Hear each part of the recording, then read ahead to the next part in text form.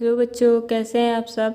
पिछले वीडियो में हम पढ़ रहे थे एक चर वाले रैखिक समीकरण और उसी को आगे कंटिन्यू करते हुए आज हम एग्जाम्पल 8 पढ़ेंगे। पिछले वीडियो में हमने प्रश्नावली 2.1 को बना लिया है, तो आज हम ये एग्जाम्पल बनाएंगे, एग्जाम्पल 8। ठीक है, आइए देखते हैं कि एग्जाम्पल 8 क्या है। एग्जाम्पल 8 में कह रहा है कि बंटी के पास 2 रुपये के एवं सोनू के पास 5 रुपये के सिक्के हैं। दो बच्चे हैं, एक का नाम बंटी है और दूसरे का नाम सोनू है। बंटी के पास 2 रुपये के सिक्के हैं और सोनू के पास 5 रुपये के सिक्के हैं। यदि बंटी के पास सिक्कों की संख्या सोनू के पास के सिक्कों की संख्या के तिगुने से 2 कम है और उनके पास के सभी सिक्कों का मूल्य 51 रुपया है।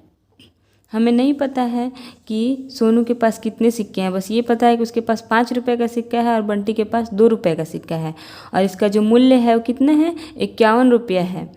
और यहाँ पे थोड़ा सा हिंट किया है कि सोनू के पास के सिक्के से तिगुने से 2 कम किसके पास है, बंटी के पास है। ठीक, तो आइए हम प्रश्न को बनाते हैं और जानते हैं कि कैसे बनेगा। सबसे पहले हम मान लेंगे कि सोनू के पास सिक्कों की संख्या x है। सोनू के पास x सिक्के हैं। ठीक है, तो बंटी के पास कितना हो जाएगा, यहाँ पे बोल रहा है बंटी के पास सोनू के सिक्के के पास के सिक्के से तिगुने से 2 कम है, तो बंटी के पास सिक्का हो जाएगा, इसका x का तिगुना 3 से गुना कर देंगे x में और 2 कम, तिगुना से 2 कम। अब बंटी के पास कितने रुपए के सिक्के हैं, 2 रुपये के सिक्के हैं, तो सोनू के सिक्कों का मूल्य कितना हो जाएगा। बंटी के पास 2 रुपये के सिक्के और सोनू के पास 5 रुपये के सिक्के हैं, तो सोनू के पास सिक्कों का मूल्य, सोनू के पास के सिक्कों का मूल्य उसका हो जाएगा, कितना हो जाएगा उसका मूल्य। इसके पास सोनू के पास 5 रुपये के सिक्के हैं तो 5 से गुना कर देंगे इसमें, 5 गुना x। और बंटी के पास 2 रुपये के सिक्के हैं तो बंटी के सिक्कों का मूल्य हो जाएगा, 2 रुपये के सिक्के हैं तो 2 से गुना कर देंगे इसमें, 3x - 2। ठीक है, अब हम इसको सॉल्व करेंगे। अब हम यहाँ पे प्रश्न में बोल रहा है कि उसके सिक्कों का मूल्य कितना है, 51 रुपया है। तो सोनू के सिक्कों का मूल्य इतना है और बंटी के सिक्कों का मूल्य इतना है, तो दोनों का योग कितना बता रहा है प्रश्न में, 51 रुपया बता रहा है। तो हम इन दोनों को जोड़ेंगे तो कितना आना चाहिए, 51 आना चाहिए। तो हम यहाँ पे बनाएंगे प्रश्न से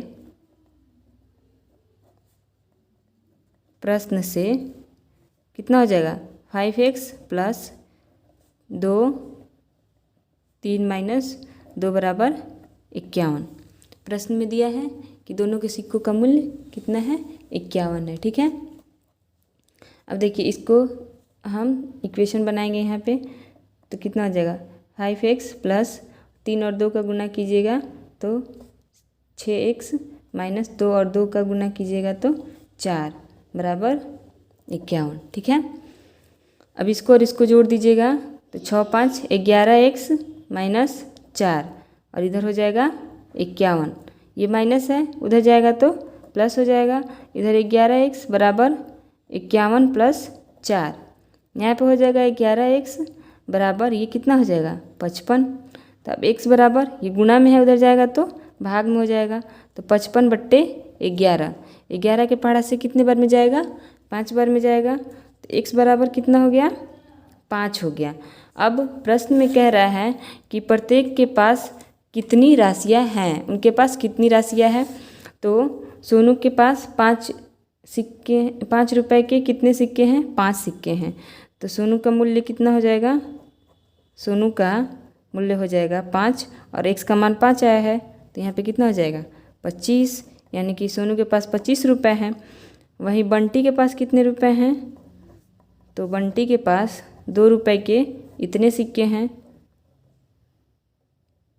3x - 2, तो यहाँ पे x का मान हम 5 रख देंगे इसमें, तो कितना हो जाएगा यहाँ पे 2 3 × 5 - 2 अब इसको आप सॉल्व कीजिएगा तो इसका गुणा कीजिए तो यहाँ पे कितना हो जाएगा 2 और 5 और 3 का 15 माइनस 2।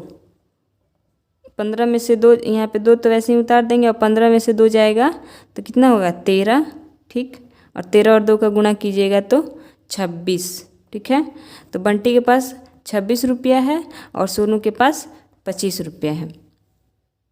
आइए अब हम अगला एग्जाम्पल देखते हैं। एग्जाम्पल 9 यानी कि उदाहरण 9, जो प्रश्न कह रहा है कि 3 क्रमागत विषम संख्याओं का योग 93 है तो संख्या ज्ञात कीजिए। 3 क्रमागत विषम संख्याएं हैं जिनका योग कितना है 93, तो हमें संख्या ज्ञात करना है कि वो कौन कौन सी संख्या है। तो सबसे पहले हम सबसे छोटी विषम संख्या मान लेंगे कि वो x है। ठीक है, माना कि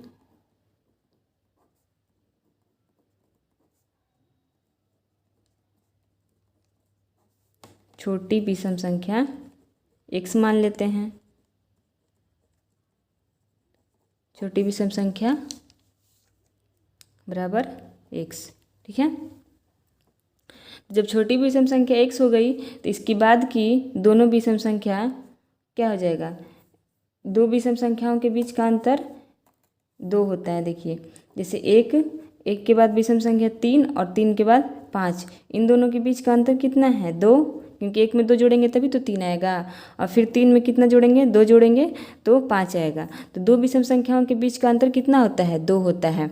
तो जब छोटी विषम संख्या x है तो दूसरी विषम संख्या कितना हो जाएगा x + 2, और तीसरी विषम संख्या हो जाएगा आपका x + 4। ठीक, और इनका योग कितना बोल रहे हैं 93। तो इन तीनों को हम जोड़ेंगे, ये पहला दूसरा और तीसरा, तीनों विषम संख्या को जोड़ेंगे तो कितना आना चाहिए 93 आना चाहिए। तो यहाँ पे हो जाएगा आपका प्रश्न से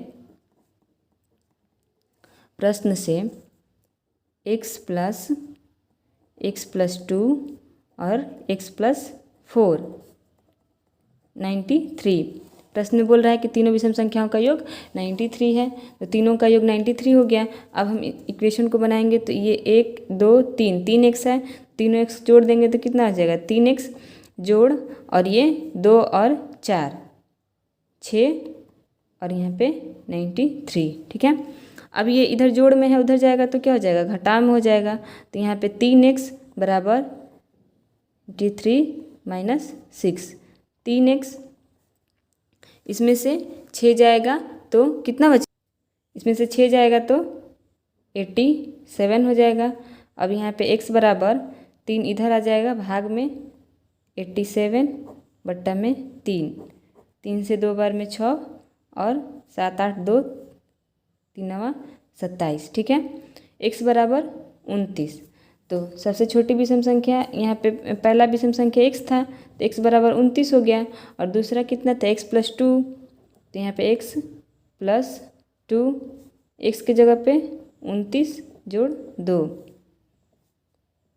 31 हो जाएगा, और दूसरा विषम संख्या x + 4, x की जगह पे 29 और 4 यहाँ पे जोड़ेंगे तो 9 10 3 और 1 यहाँ पे 3। ठीक है, तो 29 31 और 33 ये तीनों विषम संख्या हो जाएगा। ठीक है, अब हम प्रश्नावली के क्वेश्चन देखेंगे। प्रश्नावली 2.2 का पहला क्वेश्चन बोल रहा है यदि किसी संख्या के आधे में से 1/4 घटाया जाए तो कितना प्राप्त होता है 1/8 प्राप्त होता है, तो संख्या ज्ञात कीजिए। ठीक है, तो हम मान लेते हैं कि संख्या x है,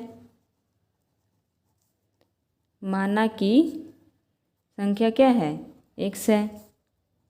ठीक, अब बोल रहा है कि संख्या के आधे में से इतना घटाएंगे, तो संख्या के आधा करने के लिए 2 से भाग दे देंगे, संख्या का आधा हो गया, और आधा में से 1/4 घटाना है तो -1/4, और इसको घटाने पे क्या प्राप्त होता है 1/8। ठीक है, इतना प्राप्त होता है। तो अब यहाँ पे हमको समीकरण मिल गया है, इसको सॉल्व करेंगे, यहाँ पे माइनस है उधर जाएगा तो प्लस हो जाएगा। x/2 बराबर 1/8 जोड़ 1/4। अब इसको वैसे ही रहने देंगे, यहाँ पे भिन्न का जोड़ बनेगा तो यहाँ पे 8 हो जाएगा, यहाँ पे 1 और ये 2 बार में जाएगा तो यहाँ पे 2। ठीक है, x/2 यहाँ पे कितना हो जाएगा 3/8 और ये भाग में है उधर जाएगा तो गुना हो जाएगा। तो x बराबर 3/8 गुना 2, 2 से कितना बार में कटेगा 4 बार में, यानी कि x बराबर 3/4। तो संख्या ज्ञात करने के लिए बोला था कि कौन सी संख्या है, तो वो संख्या कौन सी है, ये है 3/4। ठीक है, ये आंसर हो जाएगा। अगला प्रश्न दिया है कि यदि किसी आयत की लंबाई और चौड़ाई का अंतर 5 मीटर हो और परिमाप कितना है, परिमाप या परिमिति एक ही होता है, 110 मीटर हो तो लंबाई और चौड़ाई ज्ञात करें। हमें एक आयत का लंबाई और चौड़ाई ज्ञात करना है, उसके लंबाई और चौड़ाई का अंतर दिया है कितना है, वो 5 है और इसका परिमिति दिया है 110। तो हम मान लेंगे इसमें आयत की लंबाई, माना कि आयत की लंबाई बराबर x। ठीक, जब आयत की लंबाई x हो गई तो चौड़ाई क्या हो जाएगा, चौड़ाई हो जाएगा x माइनस 5, तभी तो इसका अंतर 5 आएगा, दोनों का अंतर 5 दिया है तो चौड़ाई कितना हो जाएगा x माइनस 5। ठीक है, अब इसका परिमिति दिया है, परिमिति बराबर 110 मीटर। ठीक, और आयत का परिमिति बराबर क्या होता है, आयत का परिमिति बराबर होता है 2 गुना लंबाई प्लस चौड़ाई। ठीक है, तो परिमिति कितना दिया है 110, तो परिमिति की जगह पे हम 110 रख देंगे और 2 और लंबाई और चौड़ाई हम मान चुके हैं, लंबाई कितना माने हैं x माने हैं, तो लंबाई की जगह पे x रखेंगे और चौड़ाई x माइनस 5। ठीक है, अब यहाँ से हमको समीकरण मिल गया, समीकरण हम बनाएंगे तो इसको देखिए ये 110 हो जाएगा और 2 और ये x कितना हो जाएगा 2x हो जाएगा माइनस 5। ठीक है, अब देखिए इसका 2 का दोनों के साथ गुणा कर दीजिए, 110 बराबर 2 और 2 का गुणा होगा तो 4x माइनस 5 और 2 का गुणा होगा तो 10। ठीक है, अब ये 10 इधर प्लस में है, इधर भेजेंगे तो क्या हो जाएगा माइनस में हो जाएगा, तो सॉरी इधर माइनस में है, इधर आएगा तो प्लस में हो जाएगा, तो 10 बराबर 4x। ठीक है, इसको जोड़ेंगे तो कितना आएगा 120 बराबर 4x। अब देखिए इसको इधर कर देते हैं, इसको उधर कर देते हैं, यहाँ पे हो जाएगा 4x बराबर 120। तब x बराबर क्या हो जाएगा 120 और ये इसके साथ गुणा में है, इधर आएगा तो भाग में 4 से 3 बार में जाएगा 12 और 0। x बराबर कितना आ गया 30 आ गया। तो हम लंबाई कितना माने थे x माने थे, तो लंबाई हो गया कितना 30 और चौड़ाई यहाँ पे 30 माइनस 5 यानी कि 25 मीटर। ठीक है, तो लंबाई हो गया 30 मीटर और चौड़ाई हो गया 25 मीटर। ठीक है, अब हम प्रश्नावली का अगला प्रश्न देखते हैं, प्रश्न संख्या 3। प्रश्न संख्या 3 क्या कह रहा है कि चीनी के मूल्य में 25% की वृद्धि होने पर अब 1 किलो चीनी का मूल्य कितना है 32 रुपया है। तो प्रारंभ में चीनी का मूल्य प्रति किलोग्राम क्या था। तो पहले हम इसमें मान लेंगे कि प्रारंभ में 1 केजी चीनी का मूल्य कितना था, x यहाँ पे लिखेंगे हम, प्रारंभ में 1 केजी चीनी का मूल्य हम मान लेते हैं x। ठीक है, प्रारंभ में 1 केजी चीनी का मूल्य हम x मान लेते हैं। तो प्रश्न क्या कह रहा है, तो प्रश्न से 25% चीनी के मूल्य में 25% वृद्धि हो जाने पर 1 केजी चीनी का मूल्य कितना हो जाता है 32 रुपया हो जाता है। तो पहले तो x रुपया था, ठीक, और उसमें 25% की वृद्धि हो गई, तो x का 25% वृद्धि हो गया, x प्लस यहाँ पे हो जाएगा आपका 25% का वृद्धि हो गया है तो बट्टा में 100। ठीक है, बराबर 32। इतना रुपया हो जा रहा है अब चीनी का मूल्य। ठीक, तो अब यहाँ पे देखिए 25 से 4 बार में कट जाएगा ये, तो यहाँ पे कितना हो जाएगा x प्लस x बट्टा में 4। ठीक है, यहाँ पे हो जाएगा 32, यहाँ पे भिन्न का जोड़ कर देंगे हम तो यहाँ पे 4x प्लस x बट्टा में 4 बराबर 32। तो कितना हो जाएगा आपका 5x बट्टा में 4 बराबर 32। ठीक है। तो अब देखिए यहाँ पे 5x और ये 4 भाग में है, इधर जाएगा तो गुणा में हो जाएगा। तो 32 गुणा 4 और यहाँ पे x इसके साथ गुणा है तो इधर आएगा तो भाग हो जाएगा। इसका गुणा कीजिएगा 32 और 4 का तो 128 आएगा और 5 इसके साथ गुणा है इधर आएगा तो भाग हो जाएगा। आप इसको कटाइएगा तो 2 बार में फिर 25 50 25 और 26 27 28 3 बचेगा 10.5 यानी कि प्रारंभ में चीनी का मूल्य कितना था 25.6 रुपया। ठीक है। यहाँ पे पूछ रहा है ना कि प्रारंभ में चीनी का मूल्य कितना था, तो प्रारंभ में चीनी का मूल्य 25.6 रुपया था। ठीक है। अगला प्रश्न देखते हैं। प्रश्न संख्या 4। 2 विभिन्न मूल्य वाली 35 कलम है और जिसका मूल्य कितना है 60 रुपया है। ठीक। यदि एक सस्ती कलम का मूल्य 1.5 रुपया है और एक महंगी कलम का मूल्य 2 रुपया है तो कितनी महंगी कलमें खरीदी गई है। हमको महंगी कलमों की संख्या ज्ञात करनी है। ठीक। तो हम महंगी कलमों की संख्या कितना x मान लेते हैं। माना कि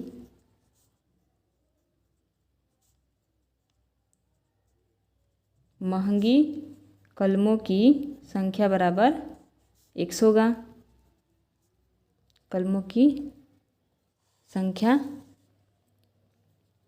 x। ठीक है। महंगी कलमों की संख्या हम x मान लिए हैं।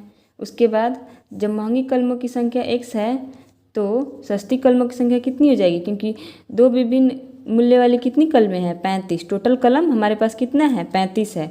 तो सस्ती कलम जब x है तो महंगी कलम जब x है तो सस्ती कलम क्या हो जाएगा 35 - x हो जाएगा। तो सस्ती कलमों की संख्या कितना हो जाएगा 35 - x। ठीक है। अब यहाँ पे बोल रहा है कि सस्ती कलम का जो मूल्य है वो 1.5 रुपया है और महंगी कलम का मूल्य 2 रुपया है। तो इन दोनों का मूल्य कितना हो रहा है 60 रुपया। मतलब टोटल जो कलम है 35 उसका मूल्य 60 रुपया है और सस्ती अगर एक कलम देखेंगे तो कितने का है वो 1.5 रुपया का है।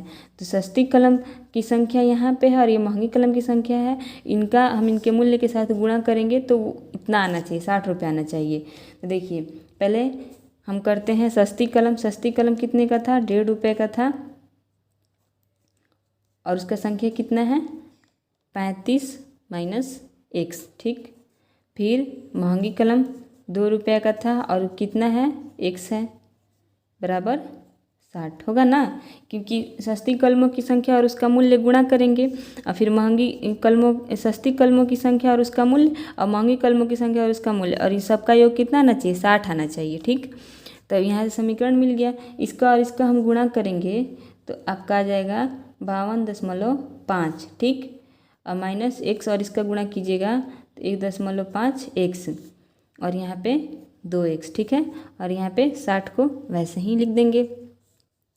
अब देखिए इसको और इसको कीजिएगा, इसको तो वैसे ही लिख देंगे। इस दोनों में x है तो ये दो है और ये 1.5 है तो इसमें से इसको घटा देंगे तो ये प्लस में हो जाएगा 0.5 x। ठीक। और यहाँ पे 60। अब देखिए इसको हम उस साइड भेज देते हैं तो इधर ये प्लस में है उधर जाएगा तो माइनस में हो जाएगा। तो 0.5 x बराबर 60 - 52.5। ठीक।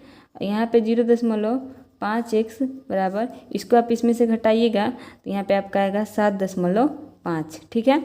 अब देखिए x के साथ इसका गुणा है तो उधर भेज देंगे तो भाग में हो जाएगा। तो x बराबर 7.5 और 0.5 ये दशमलव कट जाएगा और 5 के टेबल से ये 15 बार में कट जाएगा। ठीक।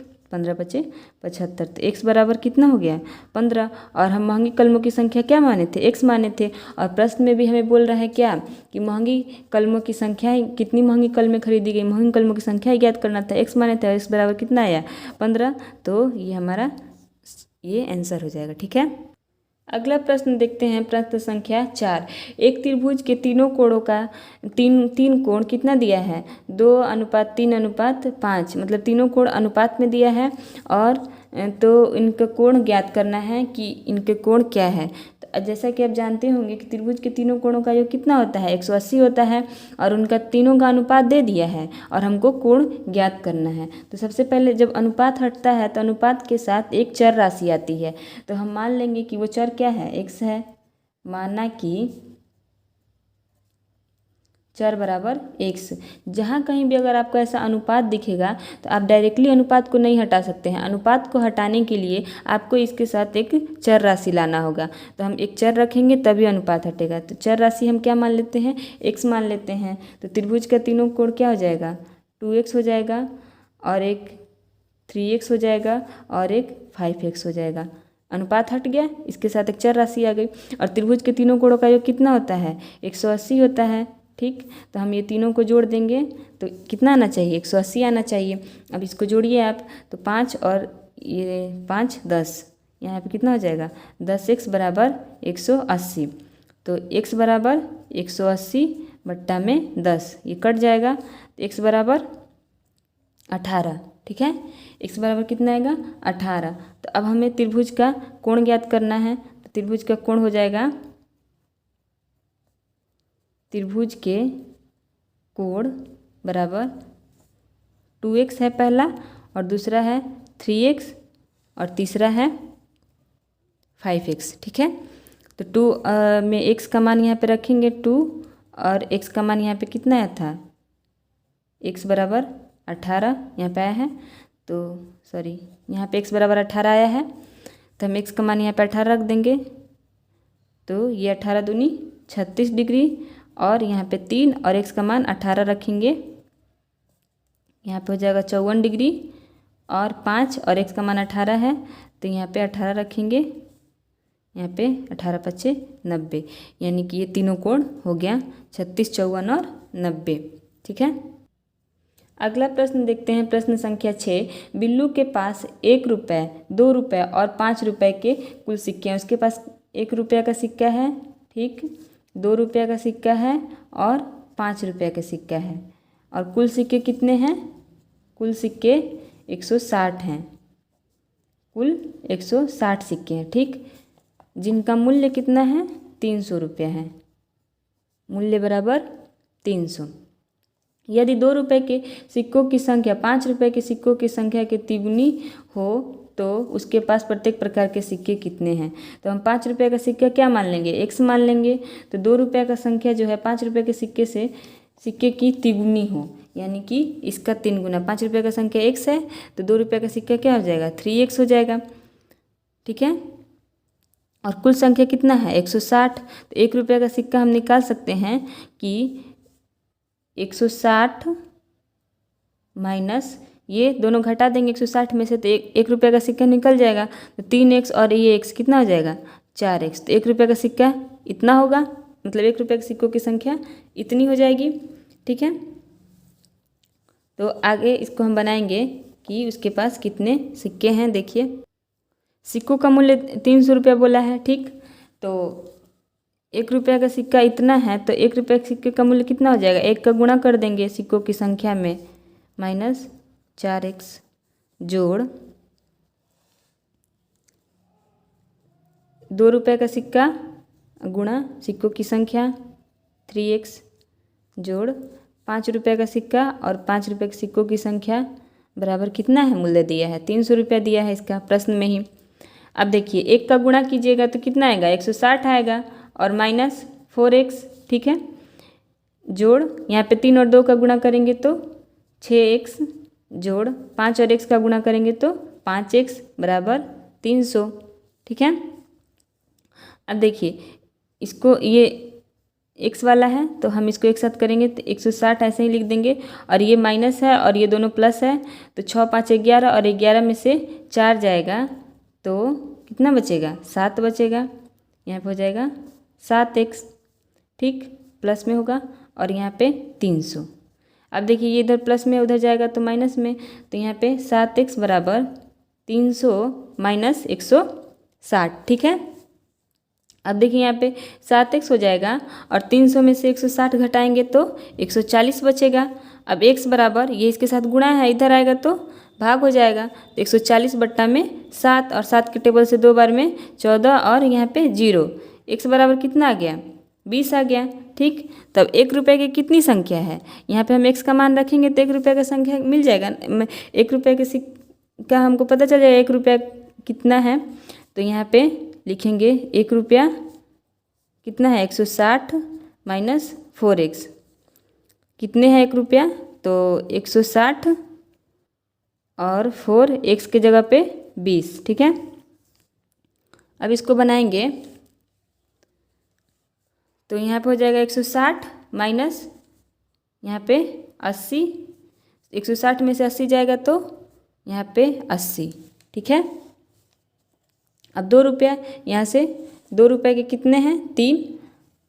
तो हम यहाँ पे लिखेंगे 2 रुपया 3 और x का मान 20। ठीक है, तो यहाँ पे हो जाएगा 60 और 5 रुपया। तो 5 का तो x माने थे हम और x का मान कितना आया है? 20 आया है। ठीक, तो 5 रुपया इतना है 20 और ये 2 रुपये हैं और ये 1 रुपये हैं। ठीक है, इसमें वही पूछा था कि प्रत्येक प्रकार के कितने सिक्के हैं, तो प्रत्येक प्रकार के इतने इतने और इतने सिक्के हैं। ठीक है, अगला प्रश्न देखते हैं। प्रश्न संख्या 5। पिता ने अपने 3 संतानों के बीच अपनी संपत्ति का बंटवारा 1:2:3 के अनुपात में करता है। एक पिता है जो अपनी संपत्ति के बंटवारा इस अनुपात में अपने 3 संतानों के बीच करता है और अपने लिए 1 लाख रुपए रखता है। यदि उसकी कुल राशि 2.5 लाख रुपए की हो तो प्रत्येक संतान को हिस्से के रूप में क्या मिलेगा? ठीक है, प्रश्न में दिया है कि कुल संपत्ति 2.5 लाख रुपए है, तो हम यहाँ पे लिखेंगे कुल संपत्ति 2.5 लाख। ठीक, 2.5 लाख हो गया उसका कुल संपत्ति और अपने लिए वो कितना रखेगा? 1 लाख रुपया रखेगा। अपने लिए 1 लाख रुपया रखेगा। 1 लाख रुपया वो अपने लिए रखेगा। ठीक है, तो अपने संतानों को कितना देगा? हम इसको घटा देंगे तो यहाँ पे आपका आ जाएगा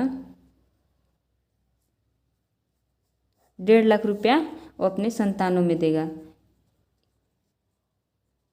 ये जो पैसा है इसी यही वो अपने तीनों संतान में बांटेगा। उसके पास 2.5 लाख रुपया था जिसमें कि 1 लाख रुपया वो खुद रख लेगा, तो कितना बचेगा?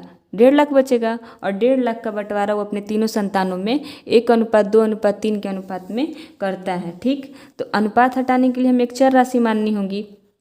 तो माना कि चर बराबर x, तभी तो वो अनुपात हटेगा।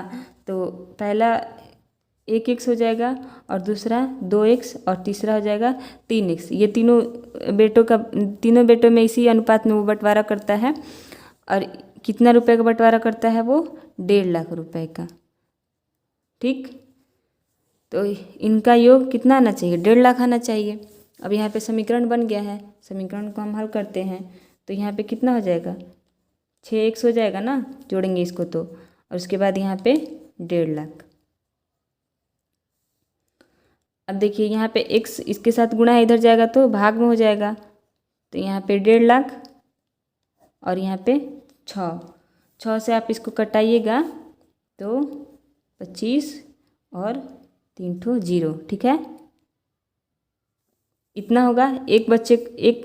तब अब हम देखेंगे कि संतानों को कितना कितना रुपया मिला। x बराबर इतना आ गया है तो संतान को कितना कितना पैसा मिला है। तो यहाँ पे हो जाएगा कि संतानों को कितना मिला, एक बेटे को कितना मिला, तो 1x 2x 3x है ना, तो 1x बराबर 1 और x का मान यहाँ पे निकला है। ठीक, और 2 इसका मान 25,000 है, तो अब यहाँ पे हम कर देंगे इतना और 2 गुणा।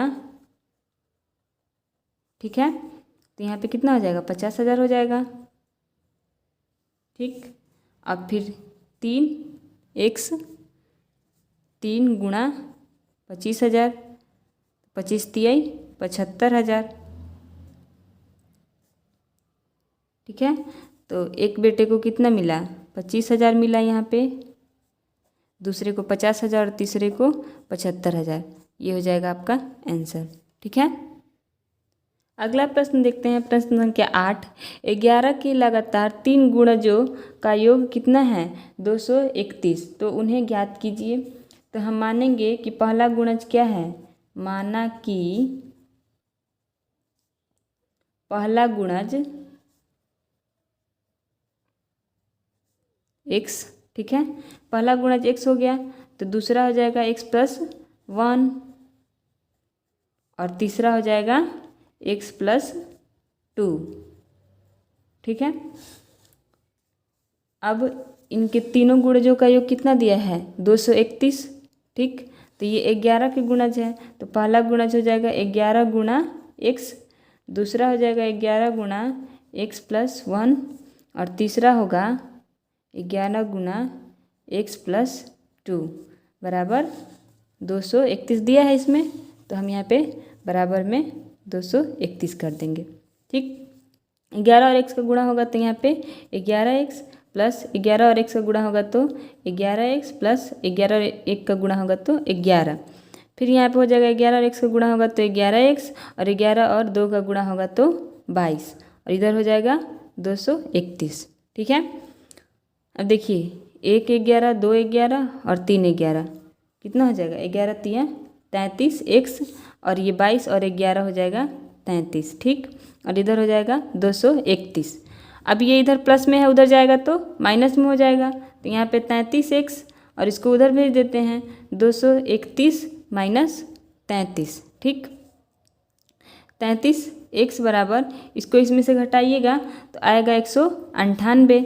अब यहाँ पे x बराबर हो जाएगा, ये इसके साथ गुणा में, उधर जाएगा तो भागा में, तो 198 बट्टा में 33 और 33 से ये 6 बार में कटेगा, तो x बराबर क्या हो जाएगा? 6 हो जाएगा। ठीक, तो पहला गुणज हो जाएगा हमारा, पहला गुणज x माने थे तो x और x की जगह पे 6 रख देंगे, और ये 11 का गुणज है तो इसमें 11 से गुणा कर देंगे तो कितना हो जाएगा? ये 66। वैसे ही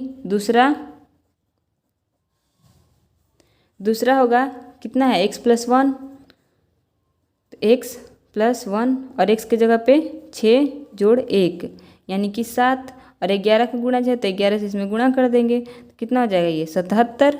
ठीक है, आप चाहें तो यहाँ पे भी x का मान रख सकते हैं। ये वाला जो समीकरण है इसमें 11 का गुणा जैसे यहाँ पे किया हुआ है तो x का मान रखेंगे तो वो हो जाएगा। और तीसरा यहाँ पे हो जाएगा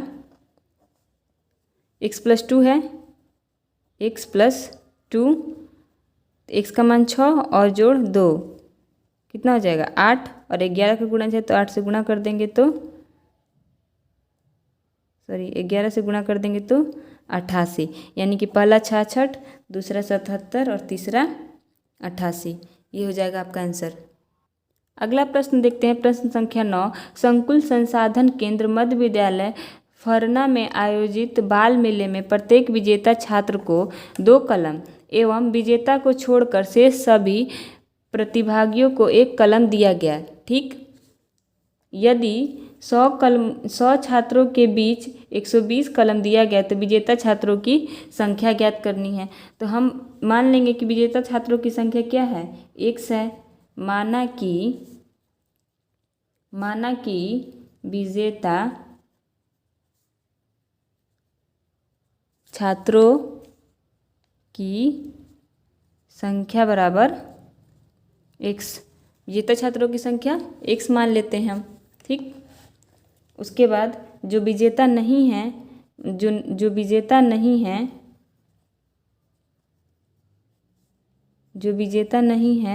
उनकी संख्या क्या हो जाएगी? टोटल विद्यार्थी कितने थे? 100 थे, तो जो विजेता नहीं है वो 100 में से विजेता छात्र घटा देंगे तो जो विजेता नहीं है वो निकल जाएगा। ठीक, अब बोल रहे हैं कि जो विजेता छात्र हैं उनको कितना कलम दिया जा रहा है, 2, और जो विजेता नहीं है उनको 1 कलम दिया जा रहा है।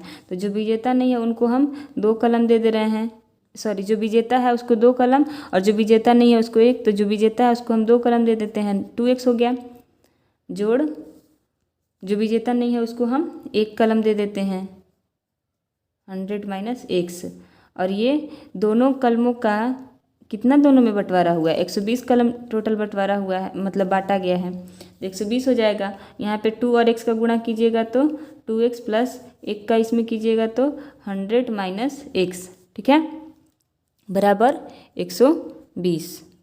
ठीक, अब देखिए ये इसमें से 2x में से 1 x जाएगा तो x बचेगा और ये 100 उधर जाएगा तो 120 माइनस 100, तो x बराबर कितना हो जाएगा यहाँ पे 20। ठीक, तो विजेता छात्रों की संख्या हम x माने थे और यहाँ पे विजेता छात्रों की संख्या ही ज्ञात करनी है, तो x बराबर कितना आया है, 20 आया है।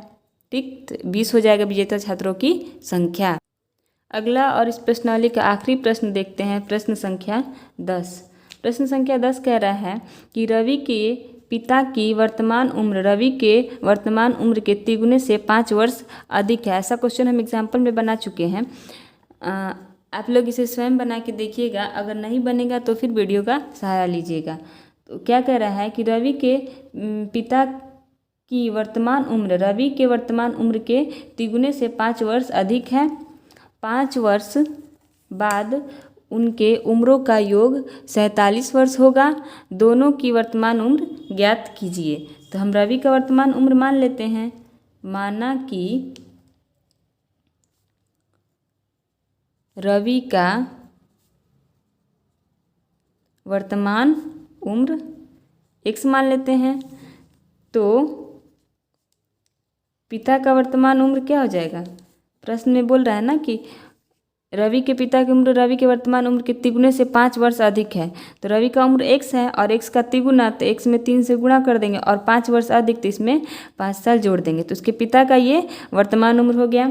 ठीक, अब यहाँ पे कह रहा है कि 5 वर्ष बाद उनके उम्र का योग कितना हो जाएगा, 47 वर्ष हो जाएगा। तो रवि का 5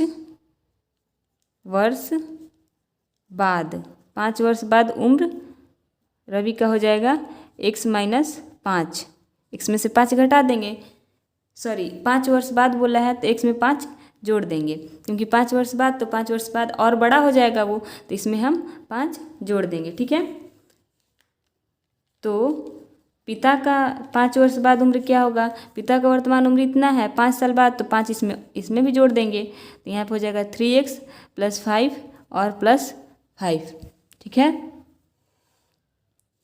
अब देखिए यहाँ पे हो जाएगा 3x प्लस 5 और 5 जोड़ेंगे तो 10, और 5 वर्ष बाद इनके उम्र का योग कितना है, 47 है, तो 5 वर्ष बाद रवि का उम्र ये है और उसके पिता का उम्र ये है, तो इन दोनों को जोड़ेंगे तो कितना आना चाहिए, हमारा 47 आना चाहिए। तो हम यहाँ पे करेंगे, तो प्रश्न से x प्लस 5 जोड़ उसके पिता का उम्र भी जोड़ देंगे, यहाँ पे 3x प्लस 10 कितना आना चाहिए, 47 वर्ष, तो यहाँ पे कर देंगे 47। ठीक है, अब देखिए इनको ये x और ये x जोड़ेंगे तो कितना हो जाएगा, 3x और 1x 4x जोड़ 10 और 5 15 बराबर 47। ठीक, यहाँ पे हो जाएगा 4x, ये इधर जाएगा तो घट जाएगा, 47 में से 15 घटा देंगे, यहाँ पे हो जाएगा 4x और 47 में से 15 जाएगा तो यहाँ पे 32 बचेगा। ठीक है, अब ये इसके साथ गुणा है, इधर जाएगा तो भाग हो जाएगा, तो x बराबर 32/4। ठीक, और ये 8 बार में हो 8 चौके 32, तो x बराबर कितना आया, 8 आया। और हमें यहाँ क्या करना है, दोनों का वर्तमान उम्र ज्ञात करना है, तो x बराबर 8, यानी कि रवि का हम वर्तमान उम्र x माने थे, तो रवि का वर्तमान उम्र कितना हो गया, 8 हो गया, लेकिन उसके पिता का वर्तमान उम्र इतना है, तो इसमें हम x का मान रखेंगे, इसमें x का मान रखेंगे, तो यहाँ पे हो जाएगा 3 गुणा 8 प्लस 5, और ये 8 3 के 24 हो जाएगा यहाँ पे, और जोड़ 5, इसको जोड़ेंगे तो 29, यानी कि रवि के पिता की उम्र 29 है और रवि का उम्र 28 है। ये दोनों इसका वर्तमान उम्र है और यही हमको बताना था, तो इसका आंसर ये हो जाएगा। आई होप आप लोगों को ये सारे प्रश्न समझ में आए होंगे। आप हमारे चैनल को सब्सक्राइब कीजिए, लाइक कीजिए और कमेंट करके बताइए कि आपको वीडियो अच्छा लगा, कैसा लगा। कोई सुझाव हो तो आप हमें कमेंट में दे सकते हैं। Thank you.